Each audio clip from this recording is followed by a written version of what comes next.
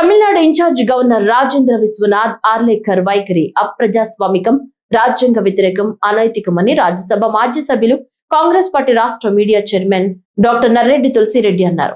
శుక్రవారం వేపల్లిలో మీడియా సమావేశంలో మాట్లాడుతూ తమిళనాడు గవర్నర్ బీజేపీ చేతిలో కీలు బొమ్మగా వ్యవహరిస్తున్నారని, ప్రజాస్వామ్యాన్ని ఖూనీ చేస్తున్నారని విరుచుకుపడ్డారు. బల నిరూపణ కావాల్సింది అసెంబ్లీలో అని, గవర్నర్ బంగ్లాలో కాదని ధ్వజమెత్తారు. రాజ్యాంగంలో 164 అధికరణ ప్రకారంగానైనా, గతంలో జరిగిన అనేక సందర్భాల పరంగానైనా, సుప్రీంకోర్టు తీర్పుల ప్రకారంగానైనా, సర్కారియా కమిషన్ తదితర కమిషన్ల నివేదికల ప్రకారంగానైనా శాసనసభలో ఏకైక అతిపెద్ద పార్టీ నాయకుడైన విజయ్ ను గవర్నర్ తక్షణమే ముఖ్యమంత్రిగా ఆహ్వానించి శాసనసభ విశ్వాసం చూరగొనే అవకాశం ఇవ్వాలని తులసిరెడ్డి అన్నారు. తమిళనాడు ఇన్ఛార్జి గవర్నర్ రాజేంద్ర విశ్వనాథ్ ఆర్లేకర్ గారి వైఖరి ఇది రాజ్యాంగ వ్యతిరేకం, అప్రజాస్వామికం, అనైతికం. ఆయన బీజేపీ చేతిలో కీలుబొమ్మగా వ్యవహరిస్తున్నారు. బీజేపీ ఆడింది ఆట, పాడింది పాట అన్న విధంగా ప్రవర్తిస్తున్నారు. ప్రజాస్వామ్యాన్ని నట్టి నడిబజారులో కూని చేస్తున్నారు. తమిళనాడులో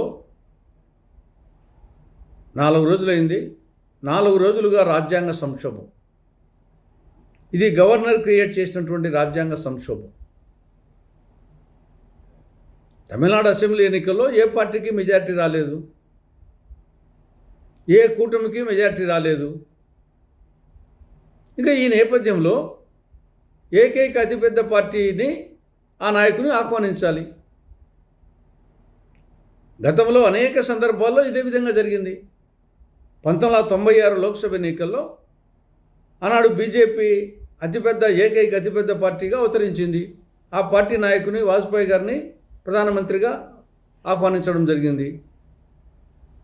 అదేవిధంగా అసెంబ్లీ ఎన్నికల్లో 2013లో ఢిల్లీ అసెంబ్లీ ఎన్నికల్లో, 2018లో కర్ణాటక అసెంబ్లీ ఎన్నికల్లో, 2019లో మహారాష్ట్ర ఎన్నికల్లో ఇదే విధంగా జరిగింది. కానీ ఇక్కడ కూడా ఏకైక అతిపెద్ద పార్టీగా అవతరించింది టీవీకే పార్టీ. కాబట్టి ఆ పార్టీ నాయకుని ఆహ్వానించాలి. బల నిరూపణ కావాల్సింది గవర్నర్ బంగ్లాలో కాదు, అసెంబ్లీ భవనంలో. కాబట్టి ఇప్పటికైనా ఏమాత్రం ఆలస్యం చేయకుండా తమిళనాడు ఇన్ఛార్జి గవర్నర్ టీవీకే నేత అయినటువంటి విజయన్ను ముఖ్యమంత్రిగా ప్రమాణ స్వీకారం చేయాలని ఆహ్వానించాలని, తగిన సమయం ఇచ్చి అసెంబ్లీలో బల నిరూపించుకోవాలని ఆదేశించాలని